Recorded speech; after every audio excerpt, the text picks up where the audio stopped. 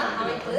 இப்போ அந்த 11th இருக்கக்கூடிய லெசன்ஸ் இப்போ இதுல வந்து முக்கியமான அந்த எலும்புகளை அப்படின்னு சொல்லி பார்த்தீங்க அப்படின்னாக்கா இது வந்து காலர் போன் அப்படின்றது இந்த இடத்துல இருக்கக்கூடியது. அடுத்தது மார்பறை எலும்புகள் வந்து 12 பேர்ஸ் இருக்கும். நடுவில் இருக்கக்கூடிய இந்த எலும்புக்கு பேர் ஸ்டெர்னம்.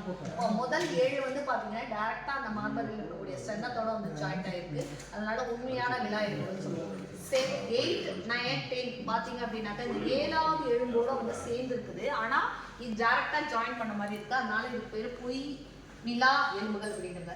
11, 12 இந்த இடத்துல இருக்கக்கூடிய அந்த 11, 12 வந்து பார்த்தீங்க அப்படின்னாக்கா ஃப்ளோட் ஆகிருக்கும். எது கூடயும் ஜாயிண்ட் ஆகிருக்காது. இந்த இடத்துல பார்த்தீங்கன்னா தனியாக மிதக்கிற மாதிரி இருக்கும். ஸோ மிதக்கும் எலும்புகள், பறக்கும் எலும்புகள் 11, 12. ஸோ 12 பேர்ஸும் வந்து பார்த்தீங்க அப்படின்னாக்கா இந்த எலும்புகள் மார்பு கூட்டி உருவாகிறது. இதுதான் மார்பெலும்பின் அமைப்பு அப்படின்னு சொல்லிட்டு ஈஸியாக பசங்களுக்கு நம்ம எக்ஸ்பிளைன் பண்ணலாம். அப்புறம் இந்த பால் அண்ட் சாக்கெட் கை அப்படியே ரொட்டேட் பண்ணுறோம் அப்படின்னாக்கா இந்த பால் அண்ட் சாக்கெட் வந்து இந்த வந்து மேலே இருக்கக்கூடிய மேற்கை எலும்பு ஹியூமரஸ் அப்படின்னு சொல்கிறோம். இது ரேடியஸ் அல்னா. அப்புறம் மெட்டா கார்பசல்ஸ் அப்படின்னு இருக்குது. இந்த இடத்துல பலஞ்சசஸ் அப்படின்னு சொல்றது. இந்த இடத்துல இருக்கக்கூடியது பால் அண்ட் சாக்கெட் ஹிஞ்ச் அப்படின்னு சொல்லுவோம். ஏன்னா இந்த இடத்துல வந்து அப்படி பால் மாதிரி 360 டிகிரி ரொட்டேட் ஆகிறதுக்கு இது யூஸ் ஆகுது. அப்புறம் இந்த ஹியூமரஸ்க்கும் ரேடியஸ்க்கும் பார்த்தீங்க அப்படின்னாக்கா ஒரு ஜாயிண்ட் இருக்கு. அதுக்கு வந்து பார்த்தீங்க அப்படின்னாக்கா முழங்கை மெடிக்கல் அப்படின்னு சொல்லுவோம். ஹிஞ்ச் சைனோவியல் ஜாயிண்ட் அப்படின்னு சொல்லுவோம்.